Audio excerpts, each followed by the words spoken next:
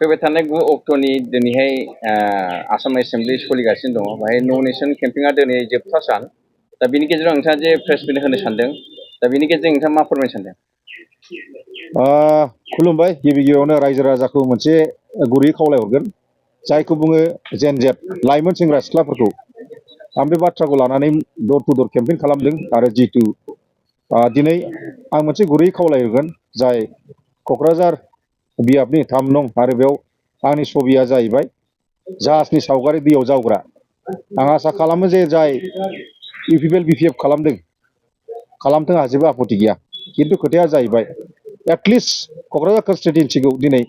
मोनसे रक्षना बेक्षना खालामनो थाखाय मोनसे जोंनि थाखाय स्थायी मोनसे समाधान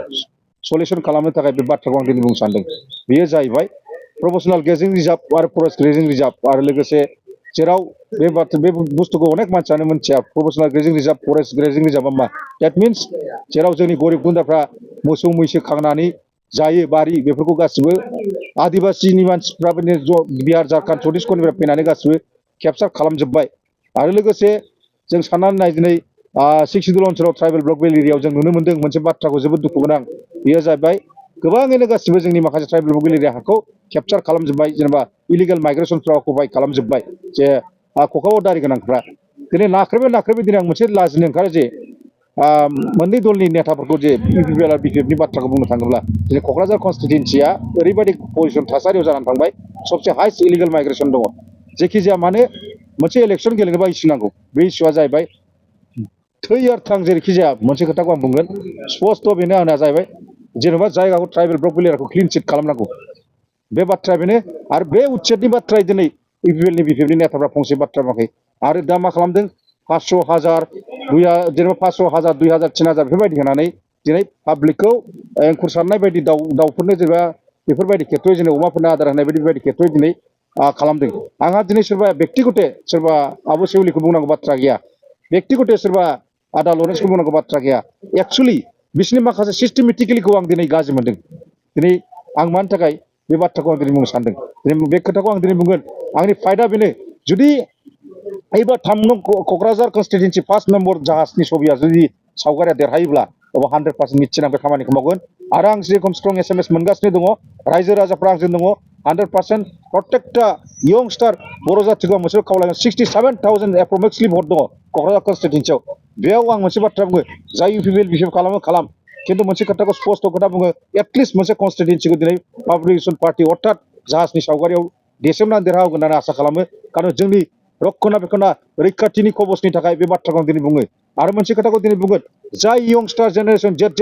जेन जेट जाखौ बुङो बै बिथांमोनखौ मोनसे गुरै खावलायगोन जे 70-80 बोसोरनि माखासे आबै आबौ बिमादै बिबौफोर दङ बेफोरबायदि खेथ्रआव बिथांमोना मोजाङै फेसबुक टुइटार मिडियाफोरखौ ससियेल मिडियाखौ सालायनो रोङा बैफोरबायदि व्यक्तिखौ आं बुंगोन जे न'खरनि मानसिखौ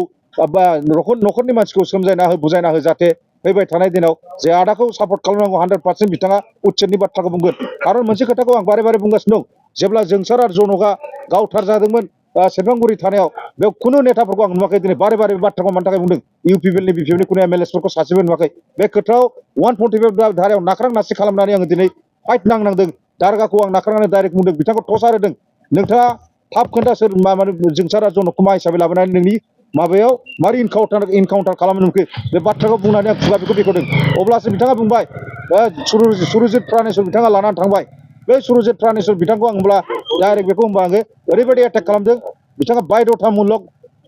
बायध'थामुलक सिरि थानांदों बिनि बेनार पस्टार सावहोदों आङो बेबायदि खेथ्रयै आं खामानि मावबोनाय सेकेन्ड टाइमनि खोथायावबो दाख्लैनि खोथाखौ बुं नोंसोरो जेला फुरा हुलुस्थुर एसटि बिनायनि बाथ्रा बुंनानै बिराद दावराव खालामदोंमोन खिन्थु खुनु इउपिपिएल बिपिएफनि नेताफ्रा फंसे बाथ्रा बुङाखै बेयाव आङो सबसे गिबि सुबुं आंनि माखासे व्यक्तिगत आं मालाबाबो आं एमएलए एमपिनि बाथ्राखौ लायाखै जाथि माहारिखौ नायनानैसो आङो 100% आं प्रटेक्सन होदों जे प्रटेक्ट माबाखौ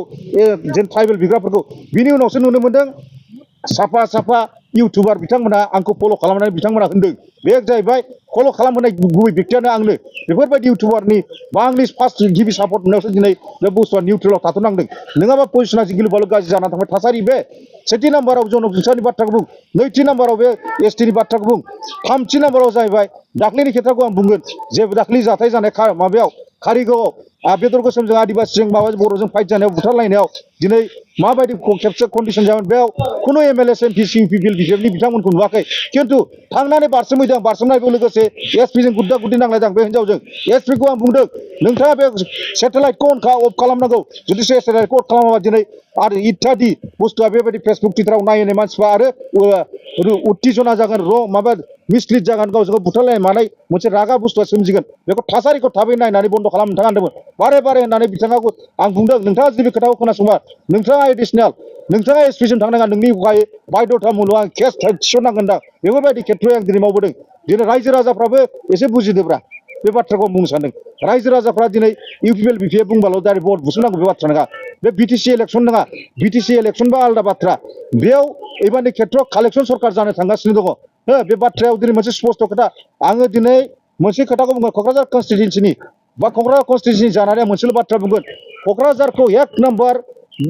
गुबुन जाथि नेताफ्रा थारेरखा हेमेन्त बिश्व जा मोनो बा गगৈ थाथिलि लिडारानो जा मानो क'क्राझार डिस्ट्रिक्टआव कमिउनेल भायलेन्स खालामनो थाखाय बिसोर सेस्था खालामनो गोसो जायो खारन क'क्राझारखौ हेडक्वार्टार होनना मिथिगौ बिथांमोना दा बे जाथाया जायोब्ला आं भबिष्यतबाणी होलांगोन अब्ला क'क्राझार डिस्ट्रिक्टनि सोर नेताया बेखौ काउन्टार होगोन बा सोर बर' नेताफ्रा बुंनो हागोन बायदि बिदि साहस खुलिगोन नामा दिनै आब' सिउलिनि बाथ्राखौ बुं आब' सिउलिया जुदि एमएलएआनो जाबाय सापस हमना माबा मोनसे जाथाया जायोबा हरखाबै बे इन्सिडेन्टआव बे प्रटेक्सन होनो हागोन नामा जिन्दगि फैया बे ओंखारा बे 100% बुङो आरो दिनै आदा लरेन्सनि बाथ्राखौ बुं आदा लरेन्सआ बेबायदि खेथ्रआव मालाबाबो बे बाथ्राखौ बुङा गतिके बेनो आं मोनसे जेनजेट जाय बिथांमोना बिमा बिफाया इउपिएल बिपिएफ खालामो एटलिस्ट क'क्राझार कनस्टिटुवेन्सि 3 नं सिटआव जाहाथे आंखौ देरहासार खालामगोन बिपुल बर' जय जग्त खालामगोन आसा खालामो ओंखायनो प्रत्येकटा रायजो राजाखौ आं मोनसे गुरैयै खावलायो जोबथारनाय टाइमाव मानो होनना बुङोब्ला नोंसिनि अधिकार नोंसिनि मोन्थाय नोंसिनि थामोन्थाय दिनै नोंथांमोनहा जुदि बे खेथ्रआव चान्स होनायाव जुदि चान्स होआब्ला आंनो होमबा नोंथांमोनहा जोबथारनाय लामाफैबाय माखासे खेथ्रआव आं जेला मिडिया ससियेल मिडिया आगोलाव बुङो इउपिएल बिपिएफनो होआबा जोंहा सोर गुबुन नेता खुनु अपसनानो गैया दिनै अपसन फैबाय अपसन फैनायावबो जुदि बिसोर खामानिखौ मावनानै लानो रोंबा होमबा बिनिफ्राय देरसिन मा जोंहा जाथिया मा खहा जाया जानो बे बाथ्राखौ आं बुंनो सानदों आं बै रायजो राजाखौसो बुंगोन बै बाथ्रा जेला आङो बुंबाय थादोंमोन मिडिया ससियेल मिडियाआव इउपिएल बिपिएफनि बाहेरा जा अपसन गैयालै आदा सोरनो होनो बे बाथ्राखौ अपसन गैया होननानै दाथ' अपसन होबाय नुगोन एबार रायजो राजाखौ बेफोरबायदि खेथ्रआव जुदि अपसन गैया होनोब्ला रायजो राजानि जोबथा बे दुर्भाग्यजनक बे बाथ्राखौ आं दिनै बुंदों आंनि फाइदा जेसेबांनाखि आं थांनानै थागोन इसेबां उथिरा सोलिगोन नो कम्प्रमाइज बे बाथ्राखौ आं दिनै ट्राइबेल बगुलिराव आरो मोनसे खोथाखौ दिनै स्पस्ट बुङो मानो होनना बुंबा 15 बोसोर बिटिसि सासनाव बिपिएफ सरकार सालायबाय 5 बोसोर इउपिएलआ सालायबाय खिन्थु बिथांमोना अलरेडि गुवाहाटि हाइकर्टनिफ्राय जे राय जानायखाबाय दिनै मानो बिथांमोना मोनसेल' बाथ्राजों बिथांमोननि नेताफोरखौ मोनसेल' बाथ्राजों दिनै मानो गुवाहाटि हाइकर्टनिफ्राय अलरेडि एभेक्सन खालामनो थिननाय बाथ्राखौ मानो खालामाखै बिसोरलाय देट मिन्स मा बिथांमोना गाद्दि लबि सात्र लबि दिनै बिथांमोनहा जुदि बेबायदि पजिसनाव फैबाय थायोब्ला जोबथारनाय लामायाव थांबाय जाथिया मानो होनना बुङोब्ला दिनै नोंनि फिसा फिसौआ फैबाय थानाय दिनाव 15 इयार्स 20 इयार्सनि गेजेराव जिनाहारि जागोन बुथार जागोन खना खाला हाथार जागोन अबेबा पिकनिक थांनाय स्पटआव बेबायदि खेथ्रआव दिनै साननानै नाय लेंसुंनिफ्राय सरलपारासिम पर्बजरानिफ्राय गसाइगावसिम ओरै एकदम नों हमनानै लादो ओरै एकदम टिपकाइनिफ्राय गासिबो क'क्राझार टाउनावनो दिनै कन्डिसना बेसेबां गाज्रि जानानै थांखो दिनै बे खोथाखौ बुंनानैसो आं दिनै राजनितिआव फैदों राजनिति अधिकारखौ आंनो नाङा जाथिखौ रैखा खालामनायासो बे आंनि दायित्व जाथिया जुदि बे हब्रा बुङाब्ला रैखा खालामाब्ला लोगोसे लुबैयाबा लोगोसे जुदि जाथिखौ जुदि अनसायनो गोसो गैयाब्ला होमबा जोबनाय लामायाव फैबाय दिनै पजिसनाव आं माबायदि हारसिङै गाव फाइट नांगासिनो दं मानो थाखाय फाइट नांदों आंनि बेक्तिगत थाखाय जानो इसोर आंनो जथेस्थ हरदों बेक्तिगत थाखाय आंनो रायजो राजानो थाखाखौ नाङा दिनै स्पस्ट बे बाथ्राखौ बुंदों खिन्थु नैबे हयेस नैबे खोथाखौ जों बुंदों दिनै खोथाया जाहैबाय फाइट नांगोन जाथिखौ रक्षना बेखना खालामनो ओंखायनो आं बुङो प्रत्येकटा लाइमोन सेंग्रा सिख्लाफोरखौ जाय इउपिएल बिपिएफ खालामो बबाव खालाम आंहा जेबो आपत्ति गैया अबाव पर्बजराव देरहायो सोरबा आपत्ति गैया गसाइगाव सोरखौ देरहायो आपत्ति गैया बावखुंग्रियाव सोरखौ देरहायो आपत्ति गैया एटलिस्ट क'क्राझार कनस्टिटुवेन्सिखौ जोंनि जाथिनि थाखाय मोनथाय थासारिनि थाखाय रक्षना बेखना होनो थाखाय जाहाथे बे उच्चेरखौ खालामनांगौ आदाखौ देरहाहरनांगौ आरो फाइट गिबि देरहानाय लोगो लोगो आंहा दृढ़ बिसास एबारनि खेथ्रआव आंहा 100% निश्चित बेखौ आं लानानै फाइट नांगोन आरो जथेस्थ आं खालामगोन जे जिनिसखौ इउपिएल बिपिएफआ दिनैसिम फंसे बाथ्रा बुंनो हाया बिसोरनो थाखा फैसा गादि लबि सार्थ लबि हा हुखौ बिसोर साना थामोन्थाय बर'नि रैखाथिखौ साना बिसोर गावसोरनि थाखाय सार्थबादि बिसोर राजनिति खालामगासिनो दं गतिके बैफोरबादि नेताखौ आं दिनै बुंनो सानला सोरबा आब' सेउलिखौ बे बर्त टाइमाव गाज्रि बुंनाय नङा सोरबा आदा लरेन्सखौ आं गाज्रि बुंनाय नङा बिथांमोननि सिस्टेमेटिकेलिखौ आं माखासे खोथाखौ दिनै गाज्रि मोनदों ओंखायनो रायजो राजा बबाव इउपिएल बिपिएफ गेलेयै आंहा आपत्ति गैया बबाव देरहायै एटलिस्ट क'क्राझार कनस्टिटुवेन्सिनि थाखाय आं बेखौ बुङो 100% इथिरा फैनानै नैबे आंनि माबायाव जाहाजनि सबे पिपुलफोराव जय जगथ खालामगोन आसा खालामो आरो रायजो राजाफ्राबो आंनो मोनसेल' गुबै खावलायहरो आंनिफ्राय जे रायजो राजाफ्रा बुजिनानै सेस्था खालामनाय जाहाथे एटलिस्ट जायखौ साइलेन्ट भटार होनो बे साइलेन्ट भटारखौ आं सुलुंनिफ्राय मोननाय बायदिब्ला 100% देरहानानै आङो 60,000 एप्रक्सिमेटलि 50,000 प्लास जानांगौ आं देरहागोन एटलिस्ट रायजो राजाखौ मोनसेल' खोथा गुरै खावलायहरगोन